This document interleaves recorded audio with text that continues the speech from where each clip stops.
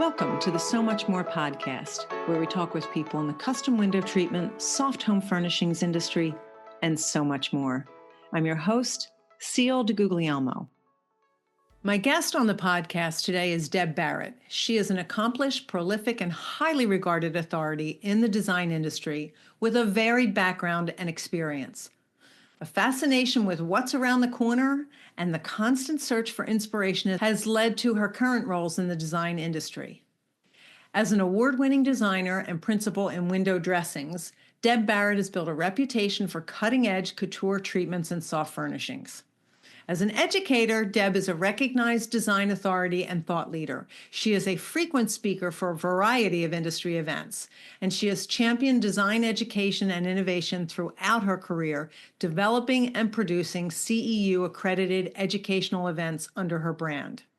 As a consultant, Deb provides insights, intelligence, and lateral inspiration across a broad range of products and services within the design. As a design guide, Deb has been hosting decor tours to the international trade shows for design professionals for over a decade.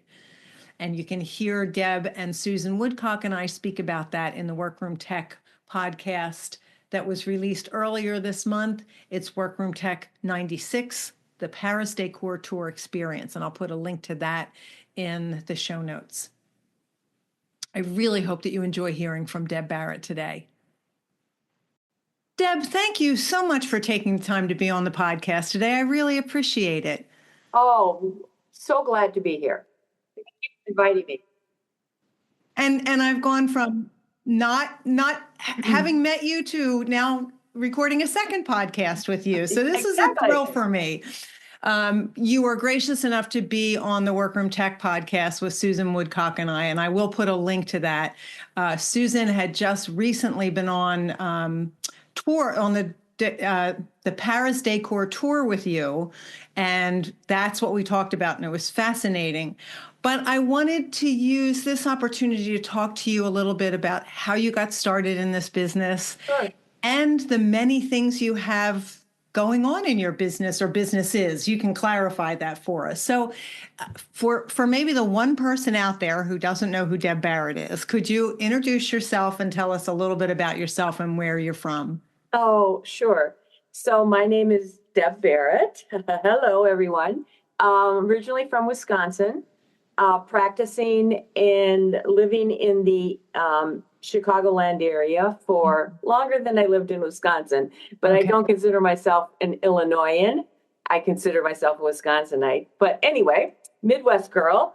And I wear many hats, like many of you all do. And I think it's probably because when we start out as entrepreneurs and solo proprietors in our businesses, it's just part of the deal. You've got to put the marketing hat on and the accountant hat and the this and that. And from that, my path, there was a divergent path.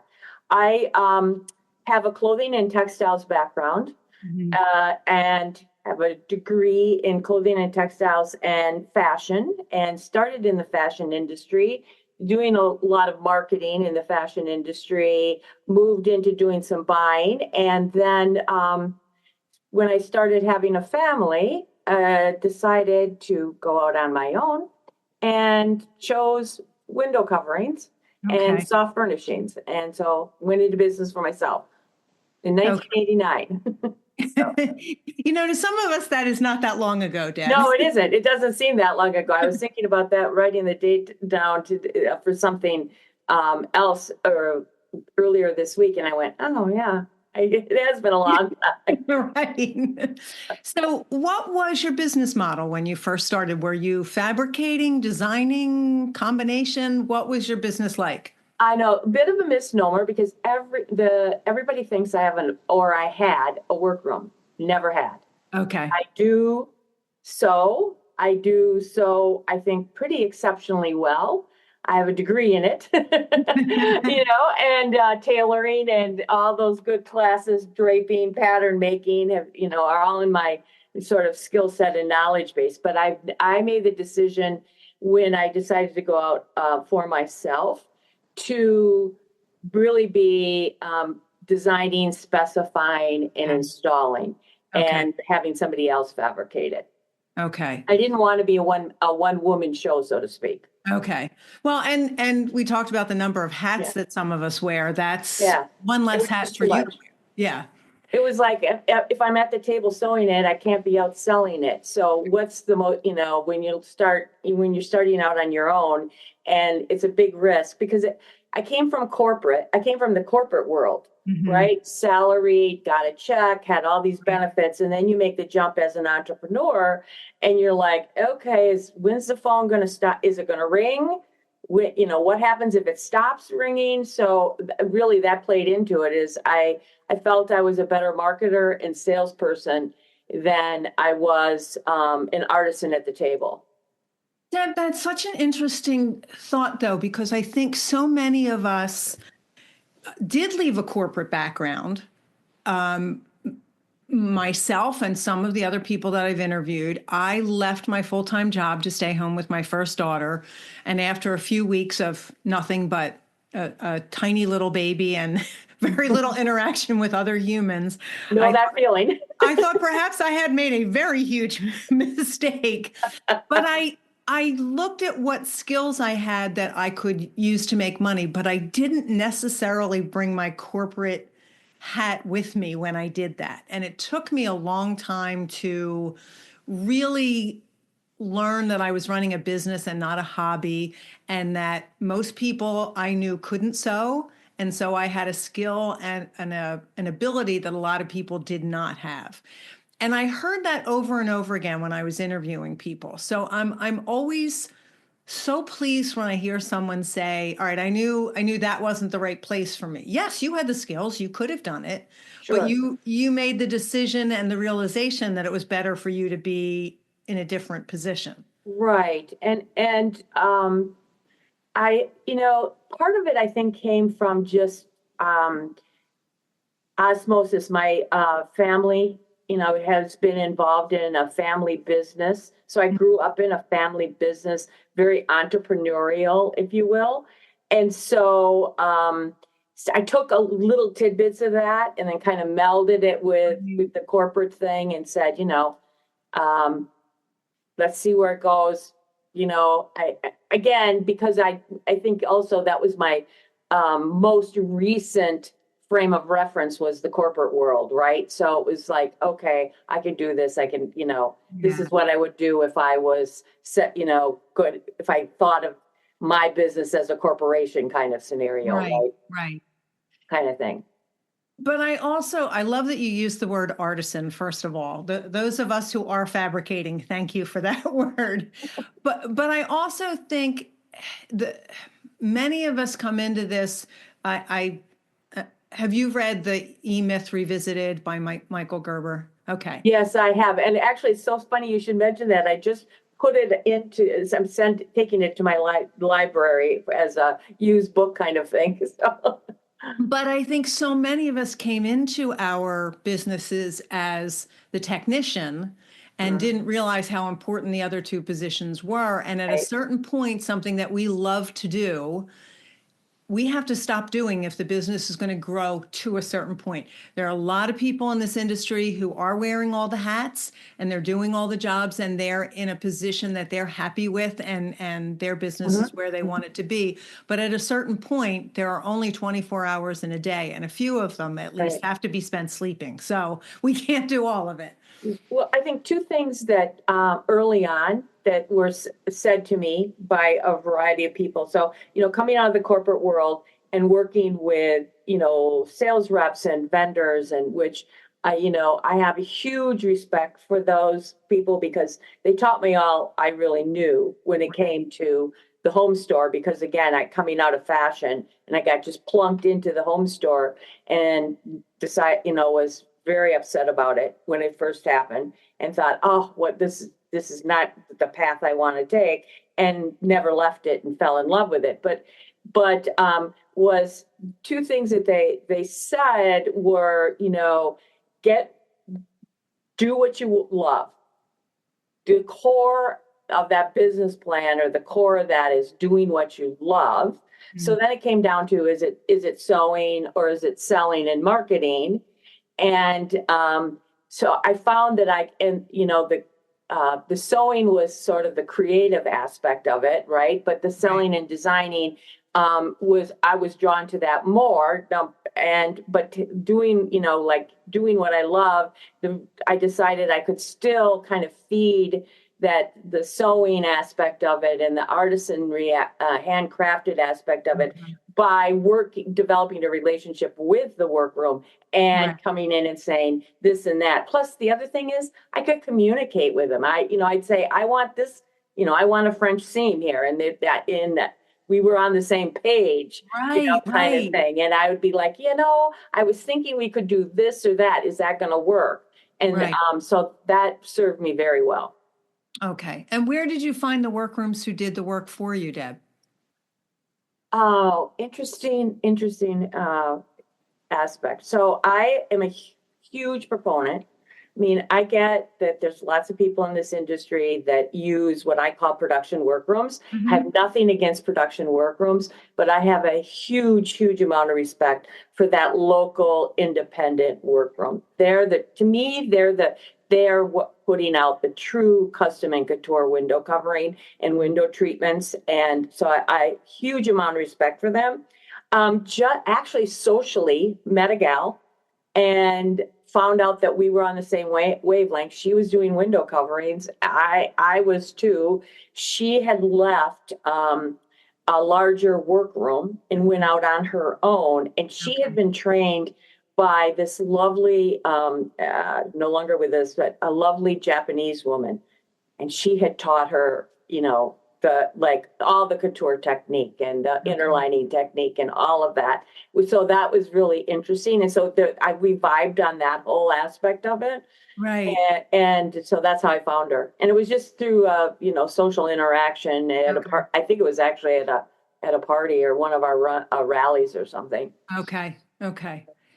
So your business model may look a little different than some of the people who are listening to the podcast, but what would you say were some of the biggest challenges for you getting started? You left the corporate world, you're doing this. Are you doing this from home, or did you open a storefront? Or No, I did it from home. Okay. I did make the decision early on not to work from home because it gave me more flexibility. Okay. Again, leaving the corporate world where at that time, it was in the 80s, and we hadn't broken the glass ceiling yet. And basically you were told, the company comes first. Yes. Then you're yourself, and then your family. And so when I had my son, it was like, okay, this is going to work great from home. For me, in my head, it was because I could say, oh, I can't do a 3:00 appointment, where in reality I was going to the soccer game or right. it is, right? But they didn't have to know that, right? Nope. Kind of scenarios like, nope, sorry, I'm booked. I can't do that kind of scenario. So back to what again, please. Just what some of the biggest challenges were. Discipline. Okay, because I got up, I left the house, I was on a train into the city, I worked until X amount of hours, I was on a schedule. Right.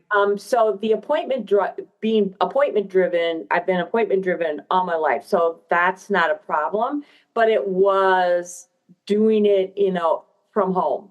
Yep. I had to develop some sort of discipline kind of scenario. That was, I would say that was it.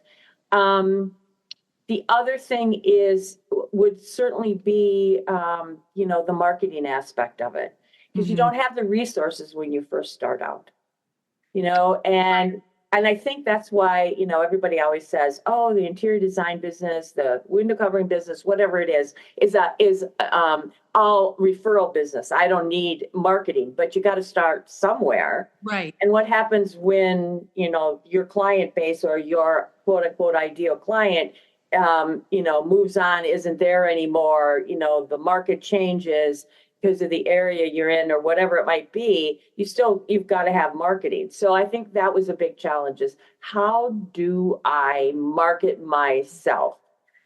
And what's my differentiator? Because I'm a huge thing I have a big thing, obviously my marketing background is like, what's going to differentiate myself from others? That served me, answering that question has served me very well through, we've all been in this business cycle, the financial crash, everything, recessions, we've all been up and down. I've survived through all that, and we've all seen people close down and move on and do other things. And part of it, I think I attribute it definitely to the marketing and differentiating yourself. Yeah. What you had mentioned earlier about working with smaller workrooms, when I made the decision to be a to the trade only workroom, that was one of the things that I found made it easy for me to say to a designer, here's what I provide. Here's why you want to work with me. Mm-hmm. Yes, you can go to the big production driven workroom, but they're not going to do this, this, and this for you. And I will. Right. And that, I think, is, again, differentiating myself, I think makes a difference, but I'm not sure I put those words into my own head about it. I think that's a great way to put it. Deb, I know that, and especially when we look at times where the economy's been a little bit challenging, and I see it in some of the conversations in Facebook groups and in the forum of the Curtains and Soft Furnishings Resource Library, people start to get a little panicky and I'm not as busy. And I do believe that when we look at the fact that we are creating a luxury item, that it isn't for everyone, that those are the clients that we have to be going after. Absolutely. But as you mentioned, word of mouth doesn't exist if you haven't worked with a couple people. And I'm just wondering if you've ever found, I just had this conversation with a designer recently. She has an extremely wealthy client who she's done a great deal of work for, and she's never gotten a single referral from her. And she thinks it's because she wants to like keep her to herself and she's exclusive and all that. Yeah. And I'm just wondering, did you encounter that at all with any of your clients where they just wanted you to be their little secret? I did. I have. It hasn't been the majority of the clients. Okay. I would say, it is what it is, and you can kind of, actually working with one right now that is kind of like that, but to some extent, part of it is because they just trust you implicitly. Yes. So take it as a, it's definitely a compliment. Yeah, it's definitely a compliment, and at least, if you're, at least get a testimonial or a review or something out of her, right? So you can use it in some way. Right. Exactly. My business has evolved into that. I signed a lot of NDAs. Okay. So I can't talk a lot about what I do. Right. So, which also is kind of a hindrance because I can't, my work's been published, but it's not, I'm not given credit in some cases for it or, for a variety of reasons, which is fine. I'm okay with that. And again, that was another decision I made, is like, I'm okay with being that go-to person. I don't have to have all the recognition. I work better behind the scenes. I think I've told you that before. Yeah, I think it's interesting, Deb, because I've also seen this conversation where someone says, oh, I got published, but, so-and-so didn't mention my name. And you really seldom see the workrooms mentioned in publications. And because I work to the trade, I didn't necessarily want my business name out there for anyone looking at the magazine to see. I just looked at it and said, wow, my work was published. Aren't I lucky? Mm-hmm. So, and my designer's name was published along with it. So if somebody wants window treatments, they're going to reach out to her, not me, which was exactly what I wanted. Right. And you're still going to get the work. Exactly. Right. right. But but I've also established, or I've also felt the sting of, oh, they didn't mention me, maybe in an area where it would have been okay to mention my name. So Right, right. for me, if a designer mentions me, great. If they don't, I'm okay with that. It's all right. Yeah, yeah. And it's kind of the, I think it leads to, as we've talked about before, to this whole sort of issue that I think that workrooms for sure and designers have this, issue and challenge with self-esteem. It's hard to self-promote. Right. And so, and part of it feeds into the fact that, you're not getting mentioned and you're like, well, am I worthy? Am I just the stepchild? Right. How come she's taking ownership of it when she just basically brought me a bag of fabric and didn't know a finished length or anything. I did it all. Right? And you put your name on it. It's got, Right. because Right. for me, design is kind of like giving birth. Yeah. It's hard to let go of it. Yes. Yes. And we take it personal when something isn't right, with it. And just like we would take it personal if it was a child of ours or a family Exactly. member, right? Something I went take wrong with them, right? I We've take all things had way that too feeling personally. in our stomach when we're like, oh my God, this is not going to be good. Yes, that is the worst feeling ever.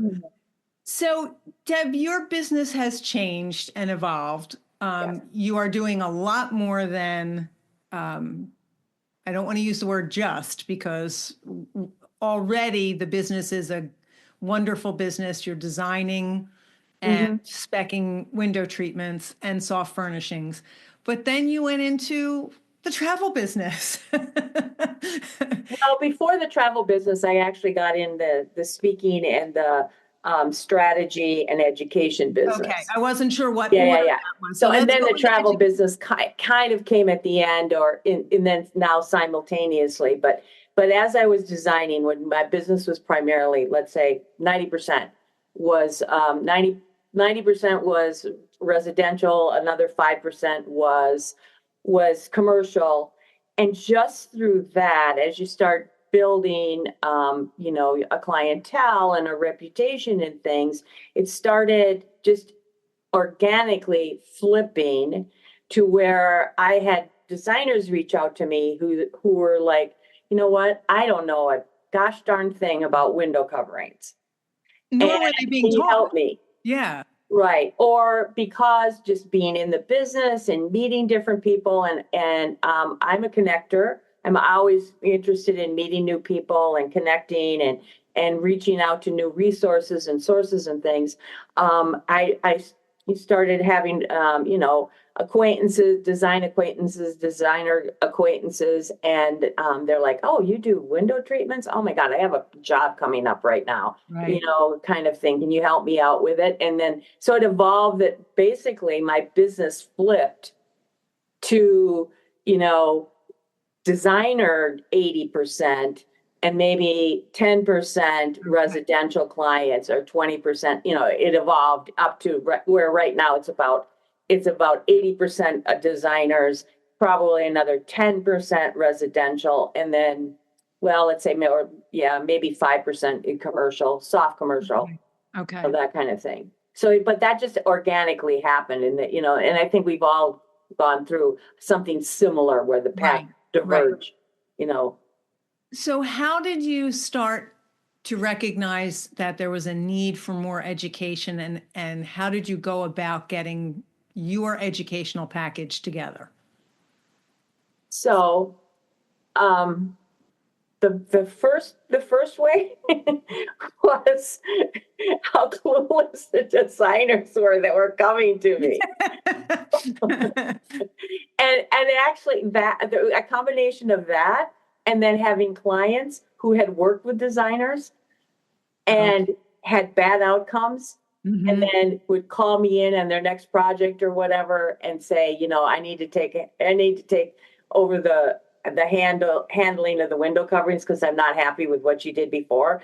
And Okay. essentially basically they were wanting me to fix it. Okay. It's like, why are these draperies all flaring out like crazy? Can you fix Right. it? The designer said there's nothing she can do. Those kinds of little things happened, Right. right? Yeah. So that was it. Just knowing that, I mean, it's the most technical, niche in the industry, and it's the most profitable niche in the industry, but the technical aspect of it scares a lot of designers. They just don't, Yeah. they just want to get into it.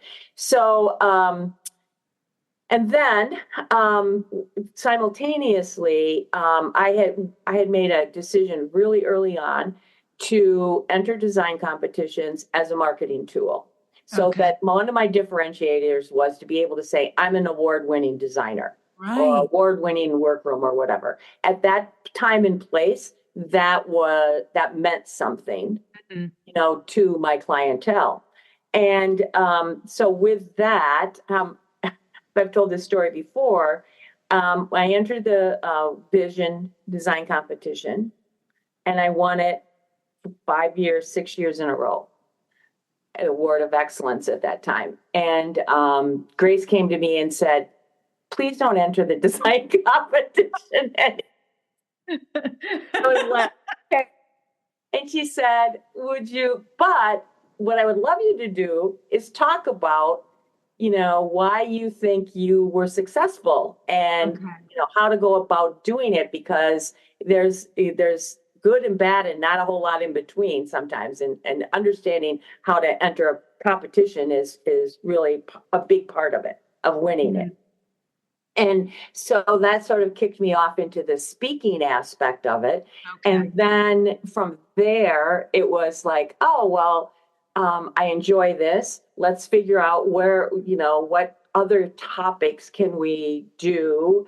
And I was involved in writing the curriculum for the original WFCP program. Right. And from there, when Budget Blinds did their Inspired Drapes branding, they went into the soft business.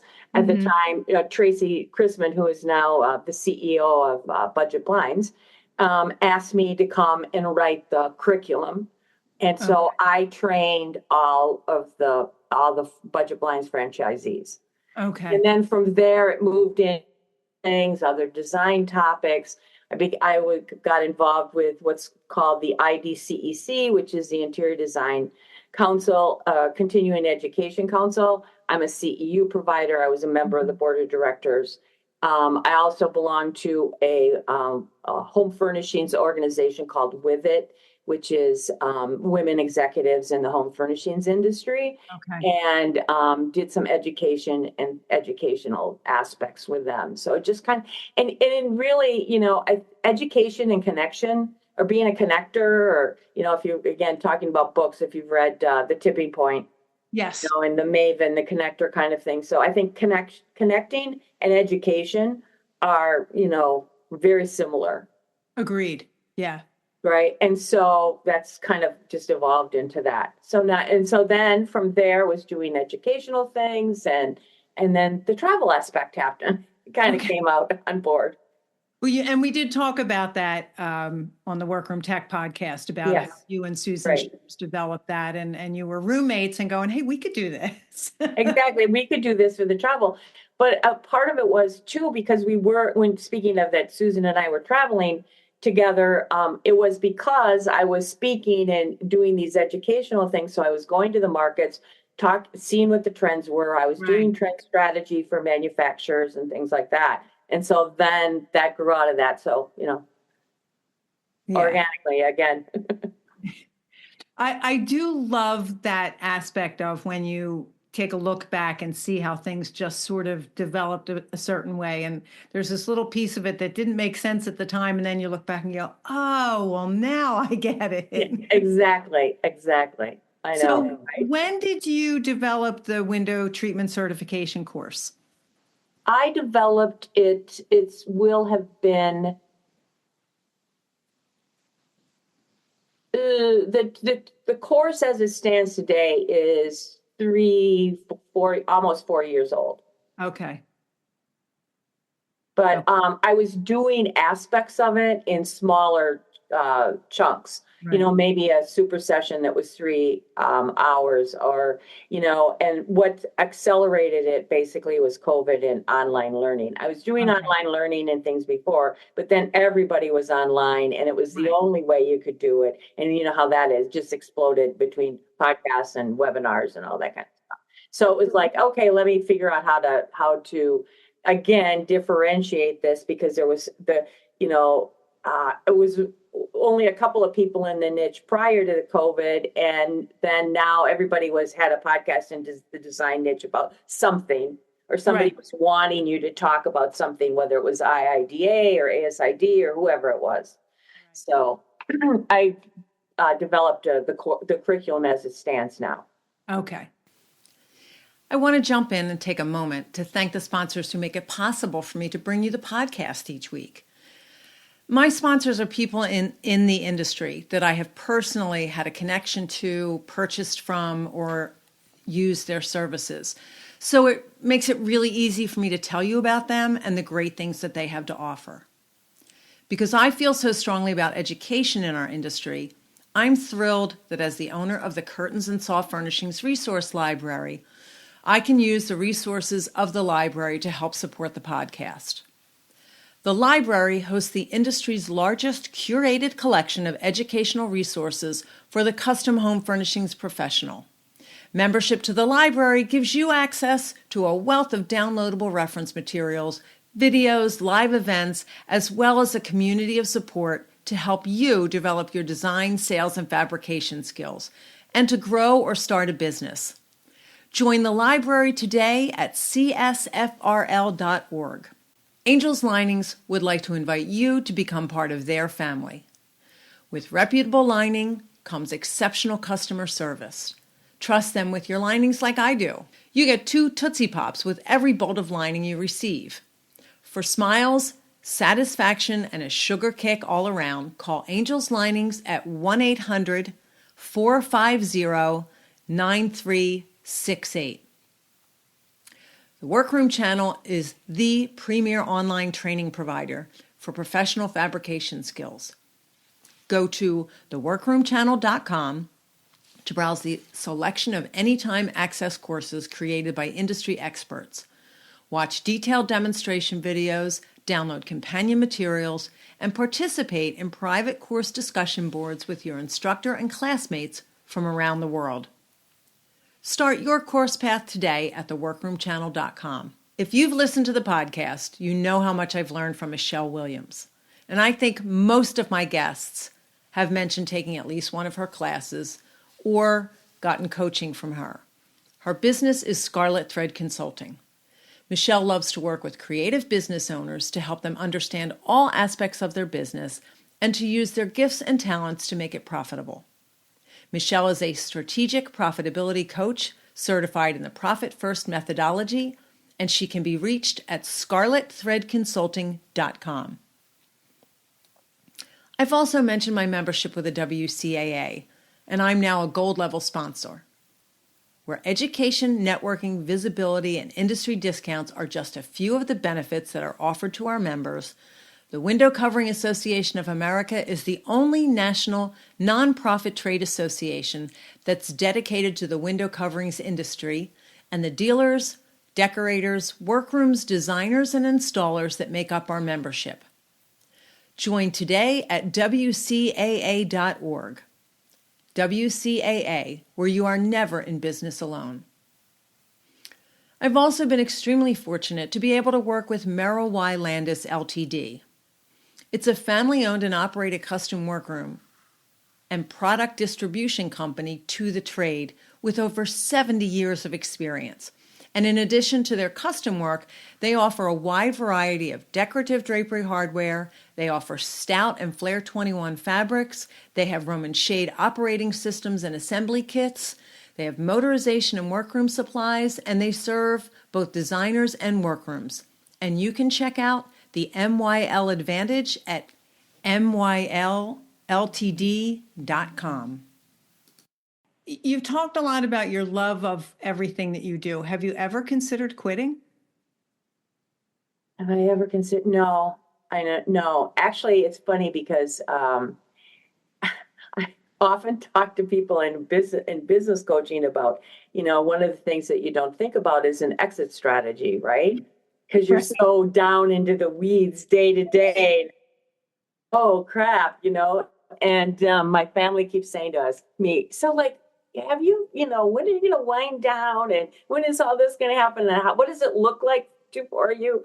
My daughter's a business consultant, so she's always like kind of like asking me these, not probing questions, but thoughtful, like Right. insightful things. Think about this, Mom. Think about that.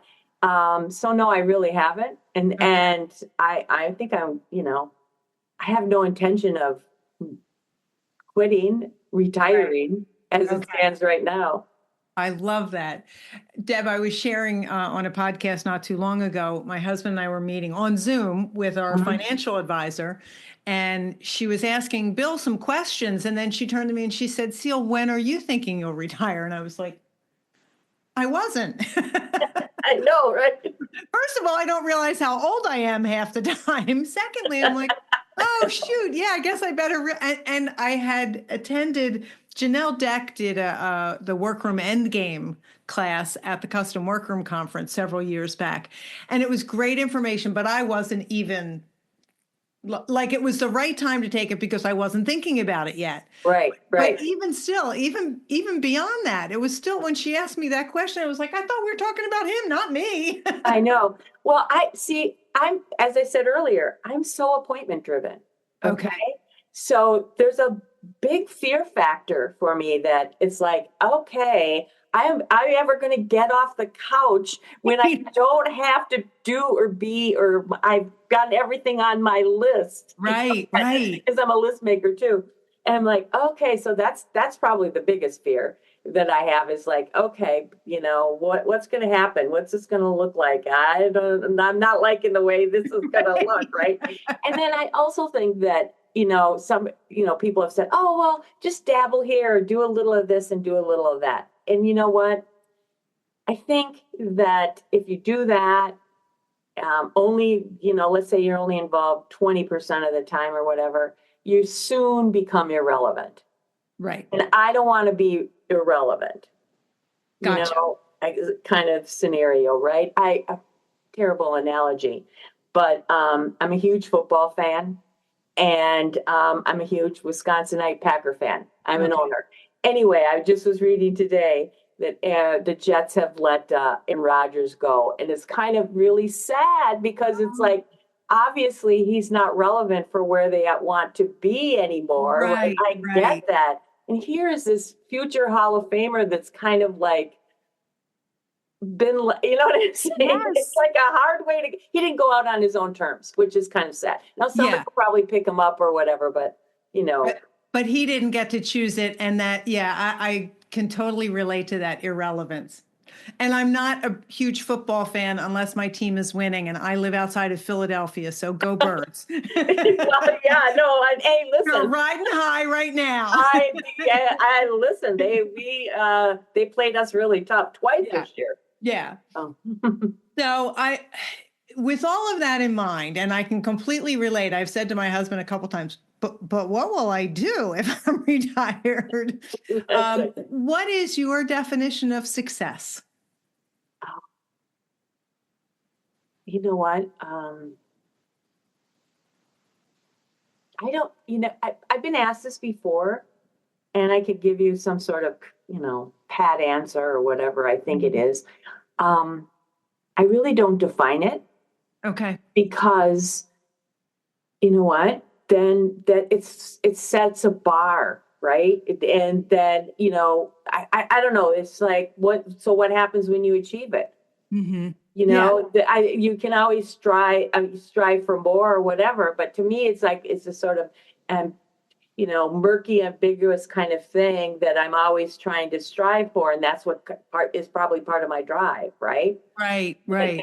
And when I look back and think about it, so, and I'm maybe not saying it very well, but I just don't, I just don't try to box myself in. And when people say, what does success look like to you? What does failure look like to you, kind of thing. I remember teaching a class a long time ago that we were talking about consumer trends and the new consumer at that time, which was a millennial. And one of the things that they were talking about, and I think it's still definitely um, important to, a consumer trait that's important today, is that the digital natives and the kids that have grown up as millennials in the Mhm. digital world and the gamers, they don't know what failure is. So for them to fail, they define failure and mistakes differently than we do as a generation. Because think of it in the gaming sense. Okay, they got up to level 4, and then they had to go back and start all over. And this time they got to level 5. That's not, So interesting. failing to get to level 5 looks different to them than it would if we were playing the game, right? Right. And so I guess that's kind of plays it. It stuck with me, and it kind of played. Don't define those kinds of things, Okay. I think, in my head. It's interesting because I never get the same answer twice about Uh, how do you define success. And I recently had a couple on who own an upholstery business, and he had a slightly different take on what you just said. Like his one of their goals and their idea of success was to wake up in their home and have somebody downstairs opening up the shop and getting started while they were finishing breakfast. And the day that it happened, he was like, oh, now I need a new definition of success because here I am. yeah, that's kind of, yeah. But I love, like, if it's a little murky, then you don't have to quite define it and you're always striving for something else. And for somebody who's driven that way, that's actually ideal. Yeah. I Yeah. love that. All right. So I don't want you to define failure, but I always am intrigued by how we handle mistakes. And I know a lot of us are extremely hard on ourselves when we make mistakes, Hmm. but um, you're not the one doing the fabrication, but you are responsible for the whole job. Correct. And as a business owner, subbing work out was always one of the most difficult things for me to do because if the mistake was made, it was mine until someone else was doing it for me. So I'm Right. curious how you personally handle a mistake and what happens when there's an error in a window treatment that you've ordered. How do you handle those things? Okay. Yeah, and they happen, and they Yeah. still happen Yes. after 35 years, right? I think with the client, and how you handle it with the client is a little bit different than how you handle it with your team. For me, handling it with the client is taking ownership right away. Mhm. I mean, I think that many of us in our gut know that it's wrong, and we're hoping she doesn't notice it because she doesn't understand it or whatever. Get the check, get out, Yeah. that kind of thing. And she's still going to call you, Yeah. and Yeah. it's easier over the phone. So if you kind of are proactive about it, if you know it's not right, and you bring it up and say, you know what, I'm not happy. This is not what I Mhm. anticipated. It's not up to my expectations, however you want to word it with the client, and Mhm. take that ownership. I think that goes a long way in customer service with the client. Agreed.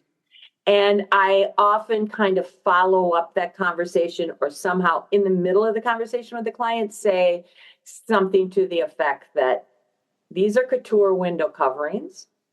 They're one of a kind on for this window or whatever scenario it is. And I always liken it to tailoring a men's suit or a wedding gown or an Mhm. evening gown. How many times did you have to go back and have Right. it fitted or refitted? Right.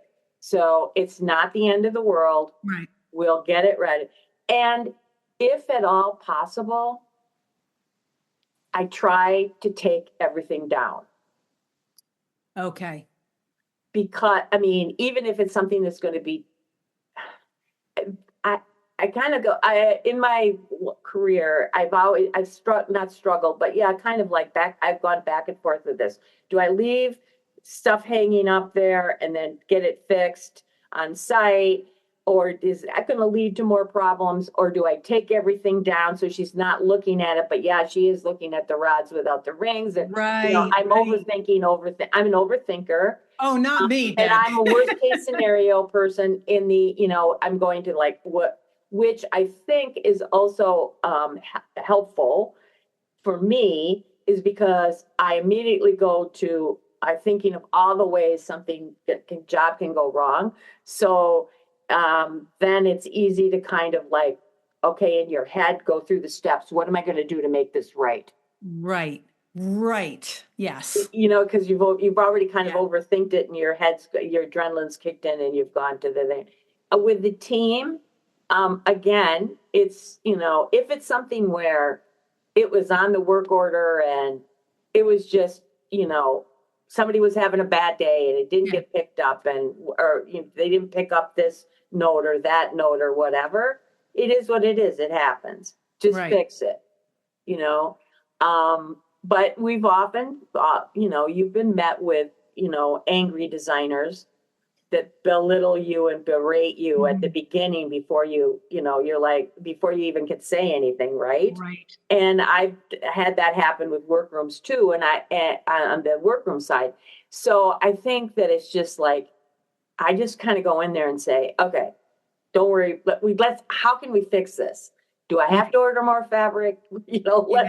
It is what it is. Let's just take our lumps and go from there. Yeah. And is the practicality aspect of it. Again, I'm a practical person. And I love process. So it's just like, let's get this fixed. I'm not going to yell at anybody or whatever. Say I need my money back. I'm going to go elsewhere and stomp out and everything. Because I've seen other designers do that to work with. And it's insane. It's interesting, Deb, because I have a friend who's very particular. She's got very great taste, but she also has this attitude like, leave it up in 2 weeks. I won't even notice that. And because I've done a number of window treatments for her. I, on the other hand, see it every time I'm at her house and can't unsee it. So therefore, it has to be fixed. Right, exactly. But I've had that same dilemma. Do I leave it until I can come back and fix it, or do I just take it all down? And I am, knock on wood, lucky enough that there haven't been that many big mistakes. For me too. Where when you're doing it for yourself, for the client, it's a little bit different than when you're working for a designer, because now you're managing the client. Because most of my designers just sort of turn me over to the client. Right. Say, I'm bringing in Deb. She's a specialist, right? And but so I've got to not only manage Deb, but I have to also manage the client. They have to manage the designer. It's interesting. I was just, when you said that, I was just thinking about 6 years ago, I was doing work for a designer, and the upholsterer was doing reupholstering, and I was doing all the window coverings for this designer on this huge house, 10,000 square foot house. Okay.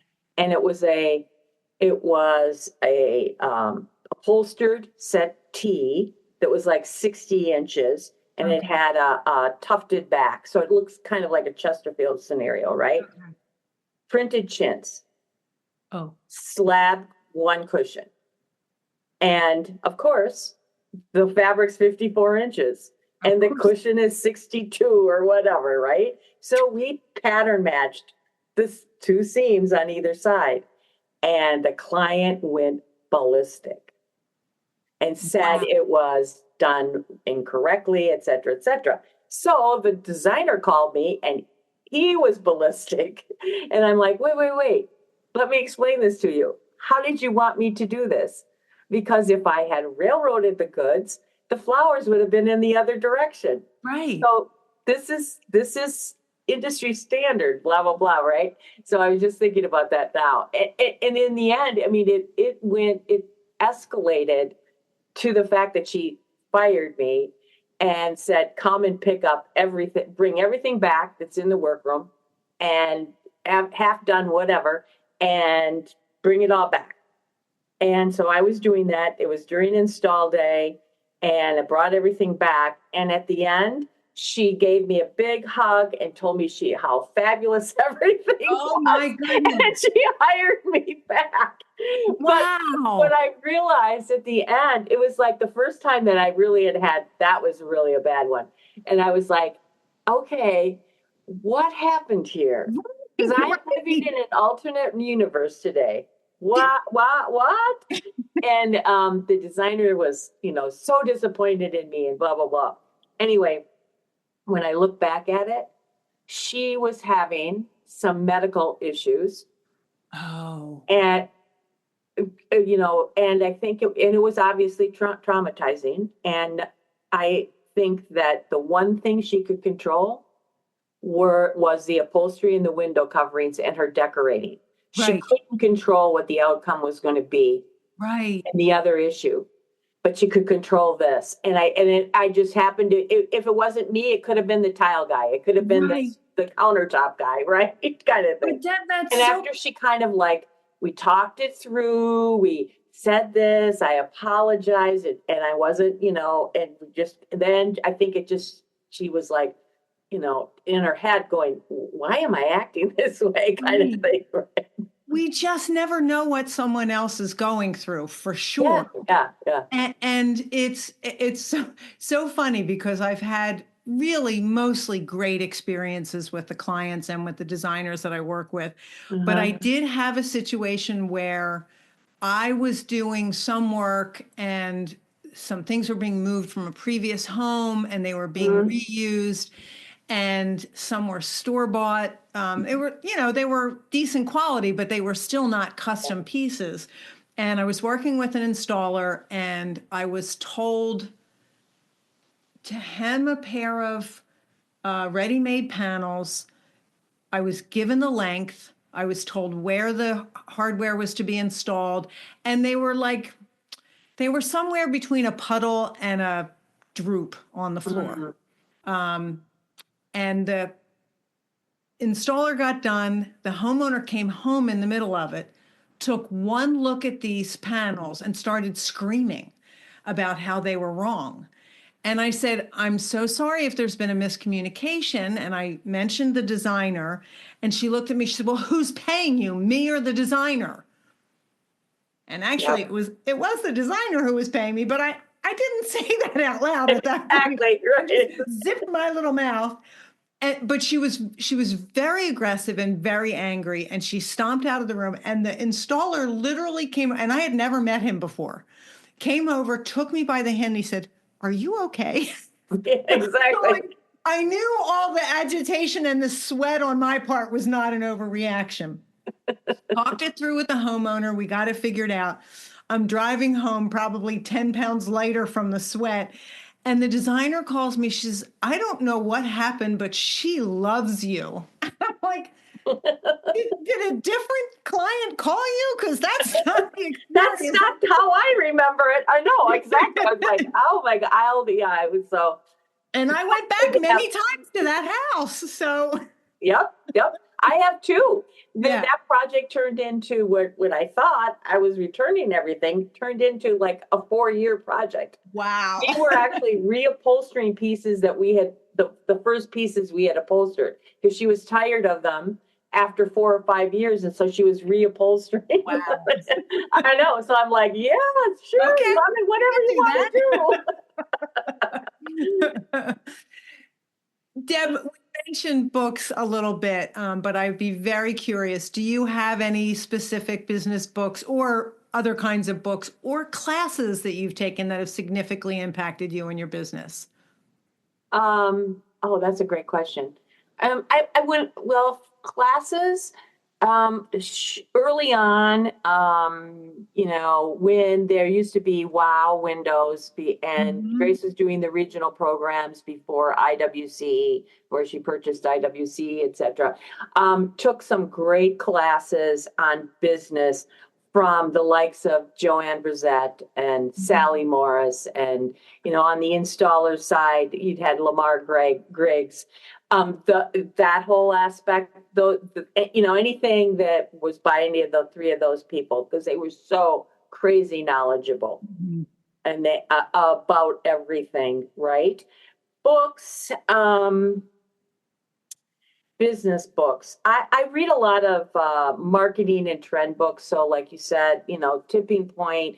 Right. I think if anybody knows The Long Tail by Chris Anderson, I'm that not was very familiar with impactful for me. So it's I think I've mentioned to you before in our conversations putting my marketer hat on. I'm a huge believer in niche marketing. And that was some advice that was given to me early on, and it has served me well. And so the book called The Long Tail is by Chris Anderson. He was a Wired editor, and Mhm. basically he expounds. As salespeople, we all know the 80-20, Right. theory, right? The sales theory. So he kind of debunks that. And he uses various corporations and case studies in the book. Probably the most famous is Amazon, where he said the reason Amazon is so successful is because they have this long tail.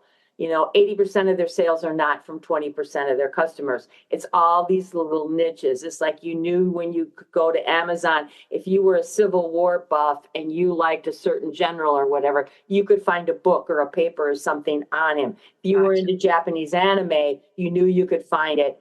You couldn't find it anywhere else at Barnes and Noble, but you could find it at Amazon because it Right. was the self-published books and all that kind of stuff. So it's like it's made up of all these little markets. And so the whole idea is to be a niche marketer, to own that niche. Mhm. And it doesn't matter if there's only 200 people in that niche. If you own those 200 people, you're going to be successful Got it. because Okay. you're going to come back to them. And so it's like, it's not about mass marketing. It's not about volume marketing. It's not about trying to reach everybody. It's about what's your niche? What are you good at? What's your passion? And then own it and be the best you can. And everybody will follow you. Okay. It's Okay. like the Apple people versus the, Microsoft people, what I'm Yes. kind of key to that, right? I love that. Yeah, yeah. It's a great book. All right. I marked that down. And for people Yeah. listening, I'll put a link to it in the show notes. Um, what three business items could you not live without, Deb? In my day-to-day life, for sure, my computer. Okay. Okay. Laptop, desktop, iPad, right? Because working from home, can use all three. My steel Stanley Fat Max tape measure. Can't go home without that, right? Or Right. leave the house. And as I've often said, and I say in my classes, every good window fashion designer needs a good drill. Yeah. Isn't that the truth? I now have my husband borrowing my drill as opposed to the other way Yeah. around. And I mean, designers often are like, why? I don't need to have a toolbox of whatever's in my car. I don't need this or whatever. Yeah. And I'm like, oh, honey, when you get done with my course, you're going to have a whole list of all the things Yes. that are going to need to go in your car. Absolutely. Yeah. Because again, if you can MacGyver something on the job, see, because early on I made the decision that, and obviously it was so that I could get a check because of the cash. It was a cash flow scenario, right? Right. I had to pay somebody to, the workroom before I could take the goods. Right. So I go on every install. Mm-hmm. And so then it led to, in a lot of cases, just doing my own installations. But now, but I am at every install now. And yeah, so, and I love dressing a drape. And so I'd rather dress the drape because I have a vision for how I want it. Right. Right. And again, as much as I love my installers, as there's a lot of installers out there that can put a bracket in the wall. They can hang a shutter with the best of them, but ask them to steam a drape and dress a drape. And they're like, what? Right.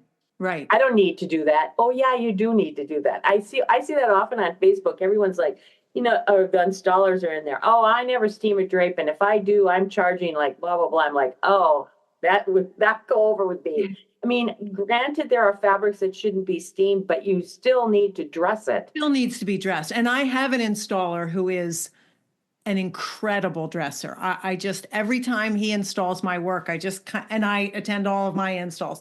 I just stand there and say, you make it look better than I did.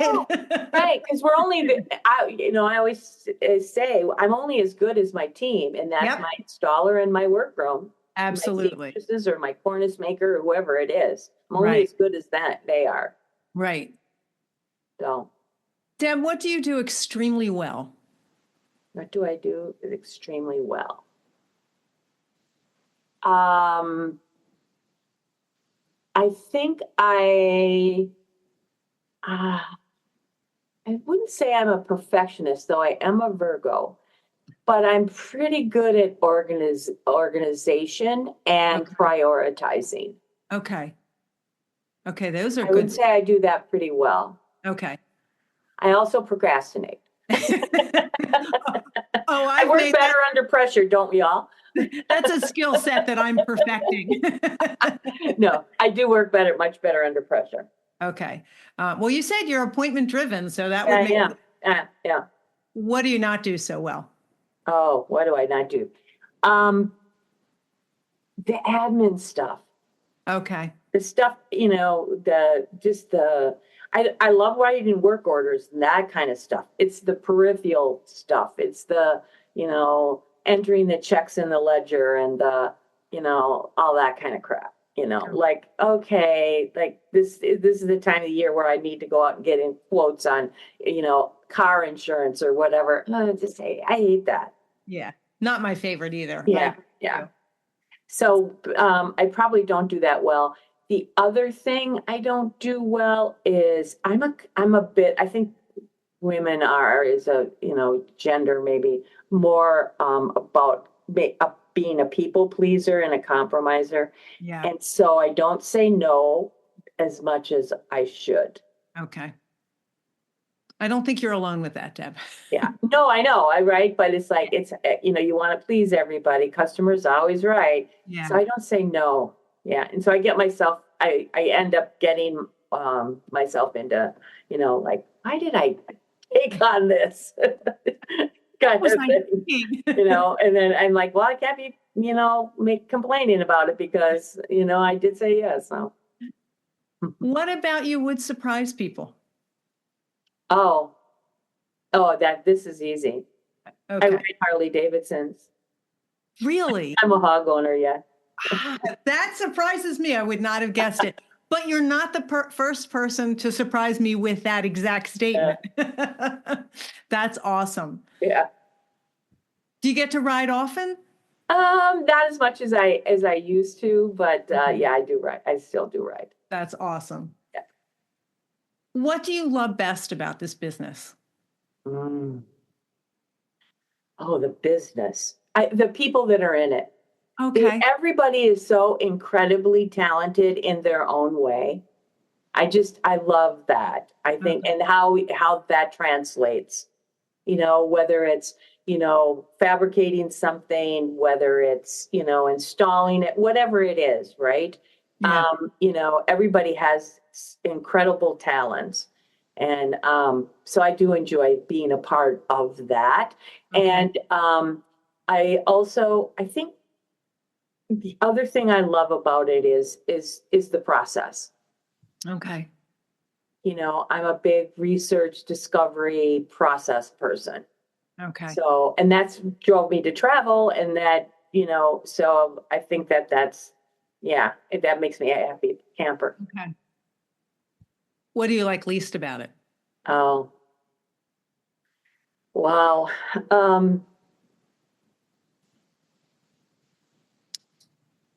What do I like least about it? You know what? I think specifically in the window covering industry, I think the thing I like the least about it is that we don't own how great we are.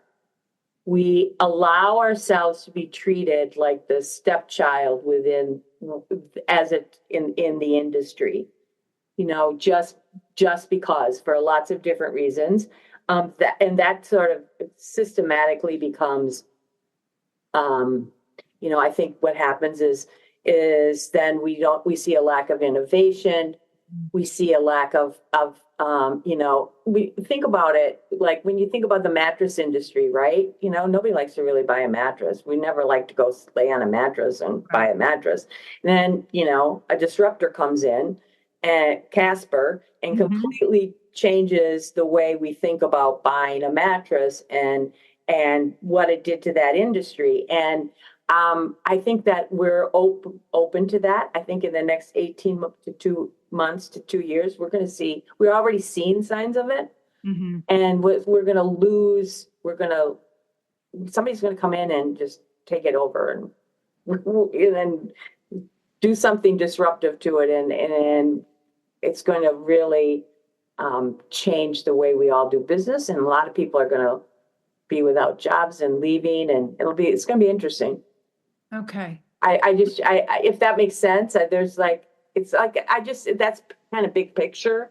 Right. But we're not out there fighting for window coverings. I mean, somebody says, "Oh, I don't need window coverings on my windows." Oh, okay. Yeah. It's like, Yeah. we don't have our little army out there, right? The lack of Think about like self-confidence. kitchen and bath, like, right? People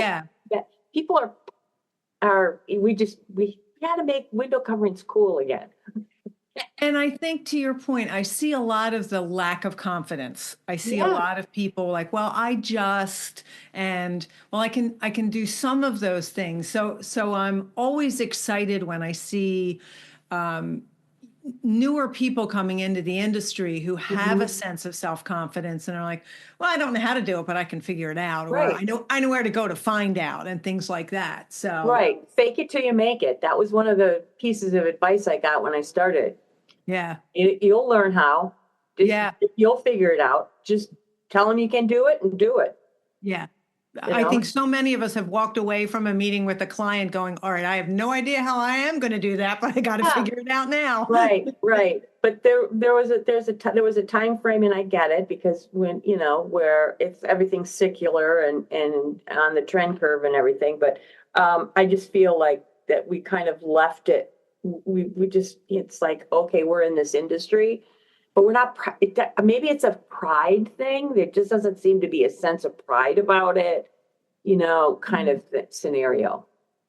It's interesting because I am starting to see more of that. Some of and I specifically say newer people, not necessarily younger, although the older I get, the younger they feel. Right. But there are a lot of people, it's a second career. So they aren't 25. Right. They are a little bit older, still younger than I am, but they're coming in with a fresh sense of excitement and definitely willingness to learn something new. I did interview my first person who, when I asked them how they learned to sew, the answer was YouTube. And I was like flabbergasted, because for so many of us, it was, my mother, my grandmother, my aunt, or, home ec. And to me, the way all of these answers are starting to change is so fascinating. But I definitely see a little more of the pride starting to come back, and definitely more. Glad to hear it. Yeah. Susan mentioned that, Woodcock mentioned that in Paris when we were talking about that, because she said she's starting to see, the younger designer or workrooms that are coming to her, and so she's seen that there's this influx. 5 years ago we were like, what are we going to do? Where are we going to find seamstresses, right? Right. It was like, if we all retire, we're in trouble. And so she's saying that is starting to flip. So I'm excited about that too. Yeah. And the percentage of first-time attendees at last year's conference was significantly higher than it has been in the past. So so for her, as well as for those of the rest of us in the industry, that was definitely exciting.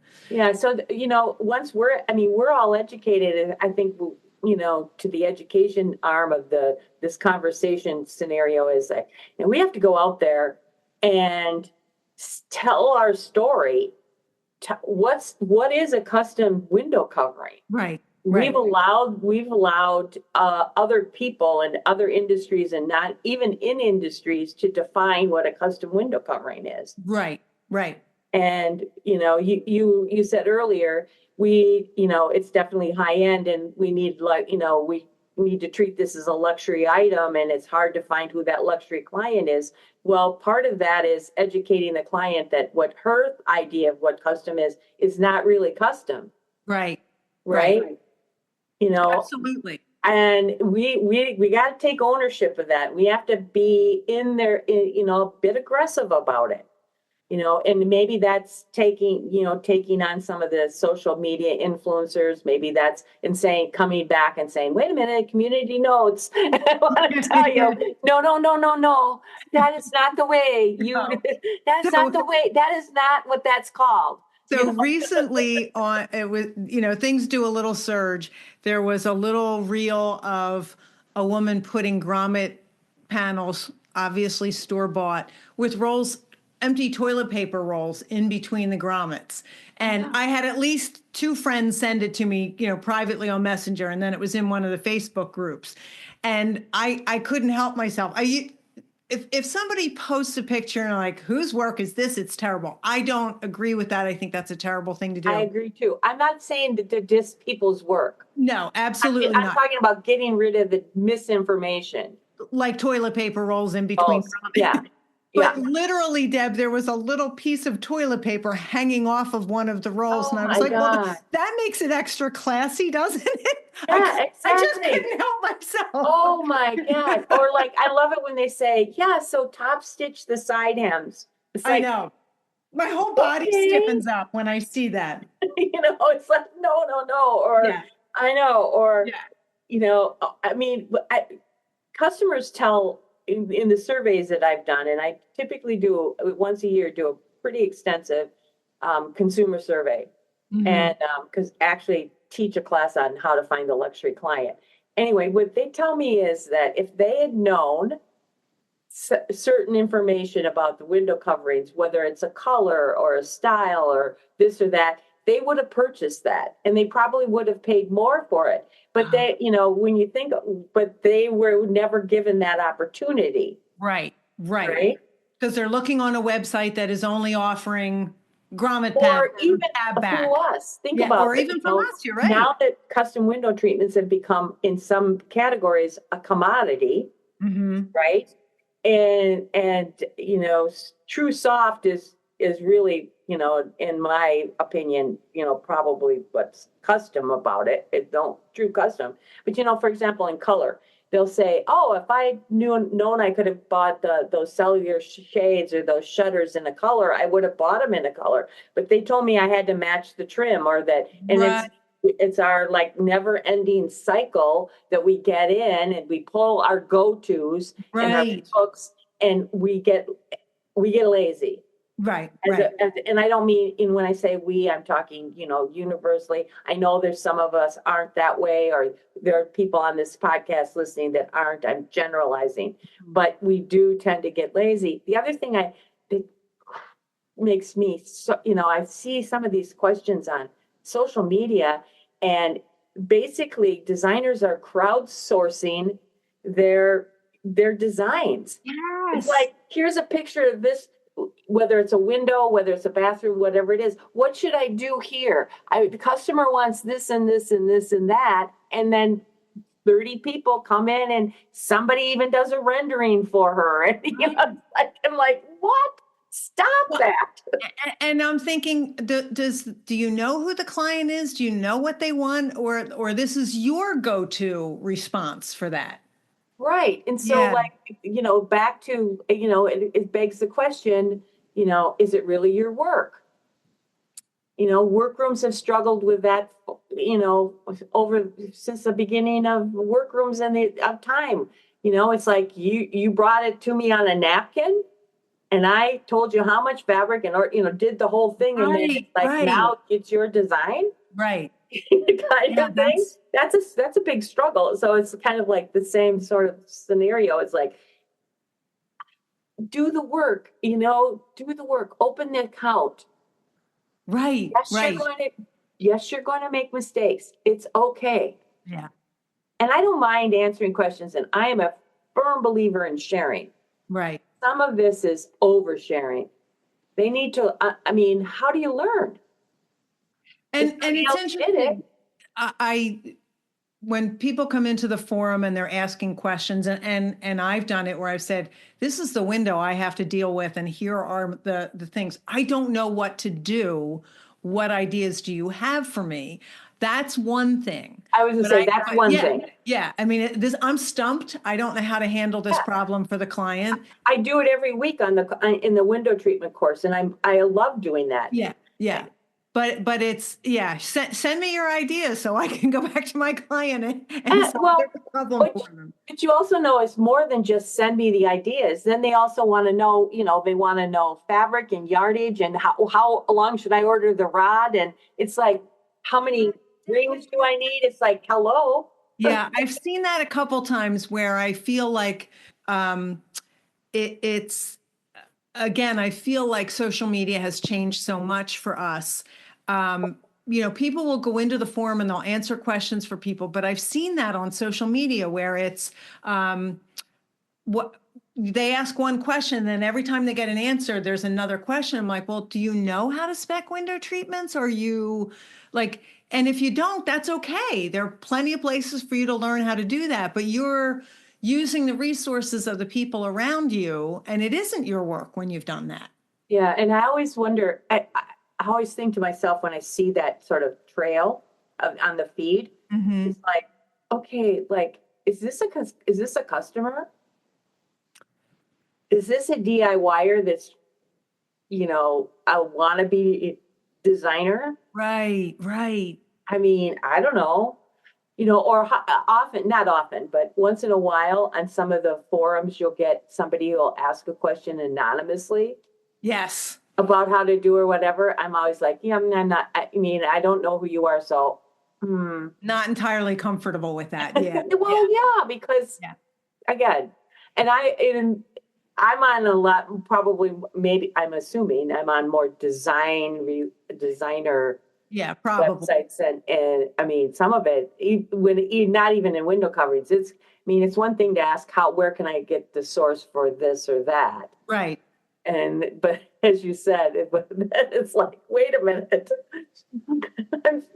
I'd like a percentage, please. Yeah, no, it's like there was a gal who yesterday posted floor plans about a bump out and basically didn't know what to do with it. And then so she's like, did the floor plans and what should I do and how should I order it and what should I tell my carpenter? And I was like, oh boy.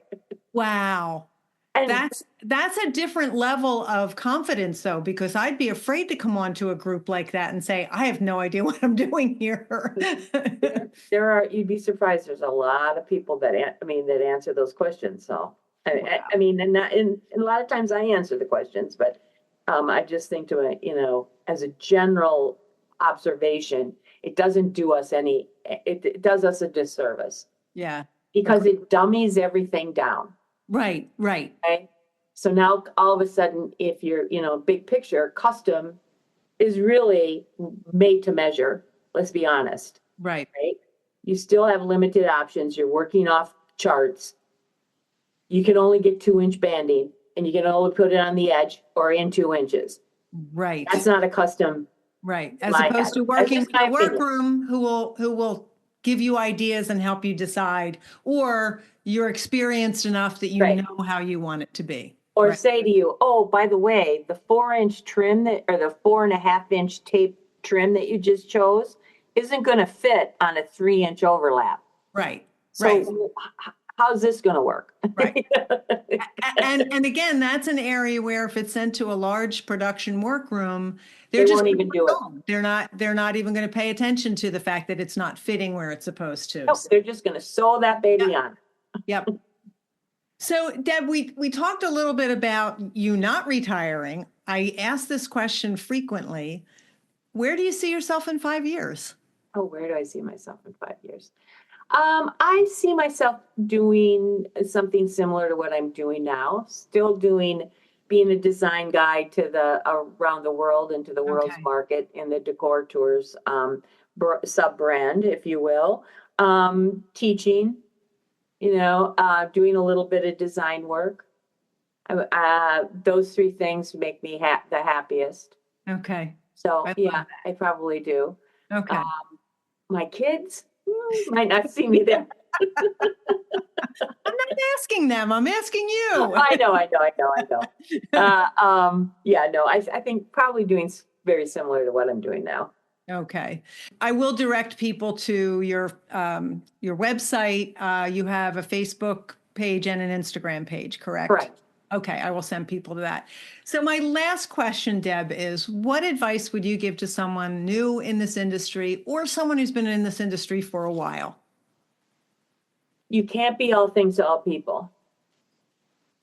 So